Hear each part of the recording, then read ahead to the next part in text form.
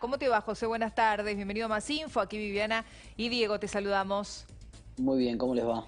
Bien, siempre es un placer tenerte del otro lado para que nos cuentes el minuto a minuto de esta situación. En plena pandemia, cuando Brasil no deja de tener víctimas fatales por día y tantísimas, la renuncia del segundo ministro de Salud. Sí, tenemos en este momento tres grandes crisis. La primera es la sanitaria, que incluye la renuncia del ministro de Salud. Como bien decía Diego, se enteró en una conferencia de prensa que Bolsonaro había abierto ciertas restricciones en vivo y eso quedó bastante mal, digamos. Ujú. Y por otro lado, en relación a la crisis de salud, el tema de los muertos, ¿no? Ya tenemos 206.000 infectados y 14.100 muertos, un 30% de ellos en la ciudad de San Pablo. Esa es una de las crisis. La segunda crisis es la económica. Ayer Bolsonaro se reunió por Zoom con la Fiespi, que es la Federación de Industrias del Estado de San Pablo, y les pidió por favor que hicieran presión entre los diputados y senadores y ante el Supremo Tribunal Federal para que no exista el lockdown que está pensando el gobernador João Doria aquí en el estado de San Pablo. ¿Por qué? Porque los empresarios tienen mucha relación con los diputados y los senadores, porque muchas veces han esponsoreado y dado dinero para las campañas políticas. Entonces Bolsonaro explícitamente les dijo, estamos en una situación de guerra. Quien quiera cerrar San Pablo está bloqueando Brasil. Recordemos que San Pablo es la ciudad, la capital más fuerte, digamos, de América Latina en términos industriales y de productividad y de población. José, quería consultarte lo siguiente, dos preguntas en una. Primero, ¿cuáles fueron las explicaciones concretas que dio el reciente ministro de Salud? ¿Tiene que ver con estas diferencias con Bolsonaro, por lo que manejamos nosotros desde acá? Y por otro lado, ¿habló Bolsonaro al respecto? ¿Dijo algo? ¿Todavía nada? ¿Se espera que lo haga? No, todavía, hasta donde yo sé, no ha dicho nada. Los motivos son, por un lado, este desgaste mediático que tuvo y que anunció Diego.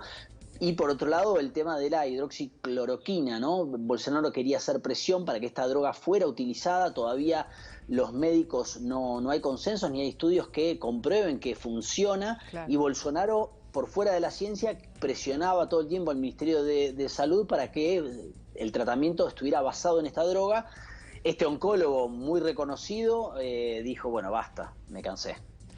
Claro, y agrego una cosa, supuestamente entraba Teich como un hombre que iba a ser un incondicional de Bolsonaro. Ustedes, eso es lo que nos llega la información acá, ¿ustedes allá veían eso también cuando reemplazó a Mandetta? Todo dio la idea el primer día cuando asumió que él iba a ser un ladero de Bolsonaro y que Claro. no le iba a contradecir en nada. Lo que pasa es que Bolsonaro tiene realmente un don, y esto hay que estudiarlo en tema de liderazgo, digamos, yo soy coach ejecutivo, hay que estudiarlo. Él destruye lo que toca, digamos, cualquier individuo. Ahora estaba recorriendo una foto en Twitter y en las redes sociales donde decía Bolsonaro y sus ministros y todos tenían la cara de Bolsonaro, digamos. Cualquier alteridad que piensa diferente de él, él la recicla y la termina eliminando porque él no quiere voces contrarias. Eso sucedió con Moro, que es la última crisis que les iba a comentar, que es la política, que tiene que ver con que Sergio Moro se va porque Bolsonaro quería echar, digamos, al jefe de la Policía Federal. Y lo que ocurre es que hay un audio en el cual Bolsonaro con sus ministros, Bolsonaro dice yo quiero defender a mi familia, porque hay una serie de investigaciones sobre corrupción y otras cuestiones de la familia de Bolsonaro en Río de Janeiro, y entonces la Policía Federal es muy autónoma en Brasil, muy autónoma, y estaba investigando y yendo contra la familia de Bolsonaro. Ahora, te pregunto cómo se divide, digamos, la población. Hay muchos que vos nos decías en otras salidas. Bueno, esto que decís, el liderazgo, y con Diego también lo hablamos siempre, tiene muchísimos fieles, seguidores, que hacen prácticamente lo que él les indica que hagan. Hablo de los brasileños, pero entiendo que debe haber otros tantos que dicen, pero es una locura lo que nos indica hacer el presidente. Bueno, justamente ese 30%, esa capa que lo apoya incondicionalmente e irracionalmente. Te doy un ejemplo. Yo sigo mucho el mercado bursátil acá, el Ibovespa. Sí. Muchos traders hablan de que la cloroquina es la solución. Digamos, gente muy formada que, como lo dice Bolsonaro, entran en esa y no importa la cualidad científica de esa Si verdad. tiene veracidad o no, digamos. Claro. Ninguna. Ahora, el otro 70% de la población, Bolsonaro se lo está poniendo férreamente en contra y esto no era así hace 3 meses atrás. A esto adicionemos otra cuestión. El dólar en los últimos 3 meses pasó de 4.29 y estos últimos días estuvo en 5.90, 5.88. O sea, hay un 40% de apreciación, digamos, de depreciación, digamos, del real. Entonces, esto es un problema también económicamente.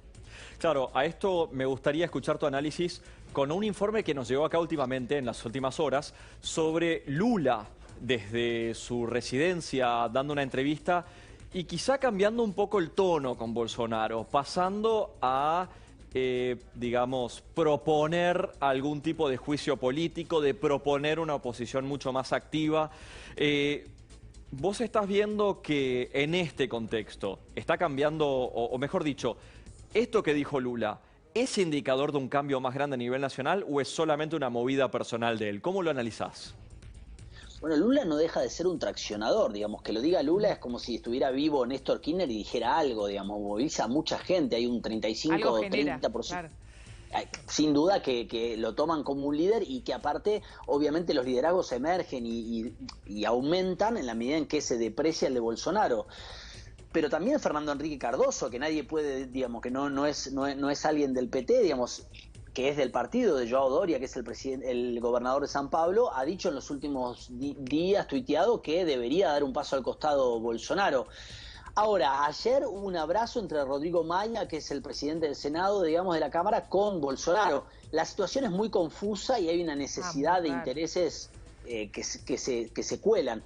Lo loco es que en el medio está una pandemia, ¿no? Digo, yo estoy hablando de estas cuestiones políticas y en el medio está muriendo gente. Se muere ¿no? gente. Bueno, Claro. y volviendo un poco a eso y con lo que decías al comienzo y lo que repasamos siempre contigo desde acá, nos hablabas de 14.000 víctimas fatales, 14.000. Nosotros nos alarmamos porque hace día y medio anunciábamos el récord en Argentina, José, desde que comenzó la pandemia, con 23 víctimas fatales en tan solo un día. Imagínense ustedes la situación que está viviendo Brasil. En este contexto, ¿cómo está el sistema sanitario?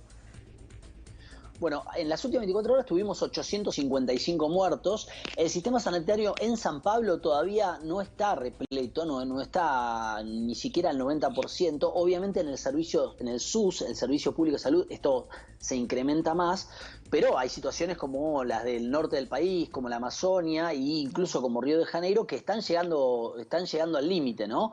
Tengamos en cuenta que justamente San Pablo, como es una ciudad muy rica, tiene también otra capacidad de hacer hospitales de campaña. En el Morumbí, que es un estadio municipal, se ha hecho un hospital de campaña. Entonces aquí hay una contención mayor, pero hay estados muy, muy pobres que justamente son esos gobernadores, los gobernadores de esos estados que dicen: yo ni loco abro la economía porque voy a tener un montón de enfermos que se van a morir porque no tengo respiradores. Te agrego un dato de un informe del Financial Times que acaba de salir, que no tiene ni una hora de publicado, donde entrevistan al alcalde de Manaos y este dice: normalmente tenemos 30 entierros por día. En este momento tenemos 130.